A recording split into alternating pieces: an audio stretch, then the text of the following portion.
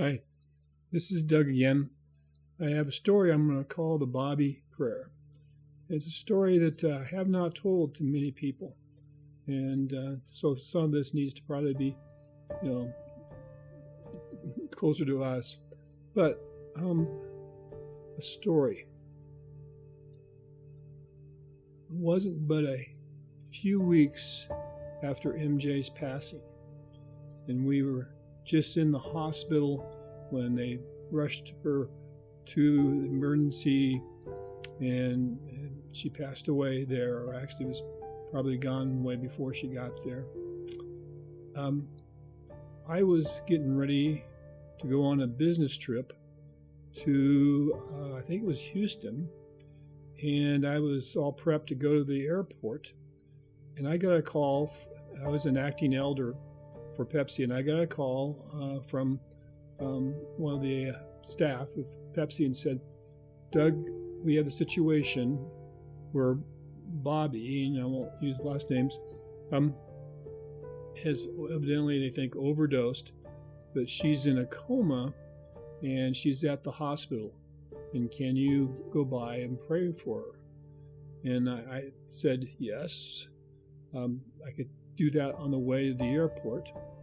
And having said that, I remember driving up and walking into the hospital, and just the whole feeling of being back there after so little time after MJ was just there. That was it was a struggle for me. It was real emotional, trying to understand what was going on, and then understanding what was going on with Bobbie. And we were told, or I was told, that the doctor had said that she wasn't doing well, and that all her organs had started to shut down, and that told the husband that he better start calling anybody he needs to have here, who wants to be here, because it won't be long. And so I walked into the room. I saw the husband walking down the hall as I was coming up. He was in the phone talking to different people. I'm sure he was setting things up, and I didn't get a chance to say hi to him. He was just walked by him. I don't think he recognized me. And I went to Bobbie's room, and in the room, it was darker. Kim, who was a staff member over at Pepsi, was there and had evidently been there for a long time, praying for her and being with her, and just having somebody there to help out. And so again, it felt surreal that here I was praying, and we were told that the relatives that need to come, and that was where it was going direction wise. And so I took Bobbie's hand and laid my other hand on her forehead, and was just praying for the things we normally pray for when somebody's sick or somebody's dying. And at the end of the prayer, Bobbie very lightly squeezed my hand, and after we said amen, I turned to Kim and said, "Kim, she squeezed my hand." And Kim responded and said, "She hasn't moved at all. If she did, that was the very first movement we have gotten, her very first reaction to anything since she came in." And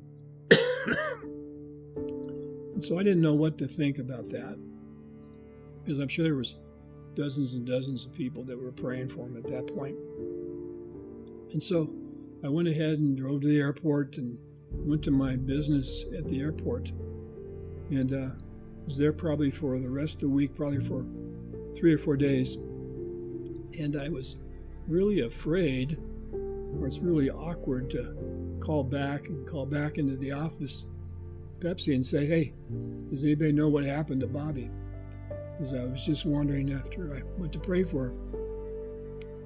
And finally, when I got back in town, I got the nerve to call him on the phone and say, hey, I just wanted to ask, as I was down, prayed for Bobbie, what's her situation?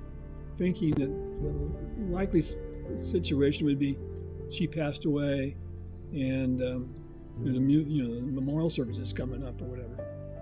And the person at the front desk didn't know the whole situation from me or whatever, but just said, oh, no, she's doing fine. She's home already and seems to be doing great.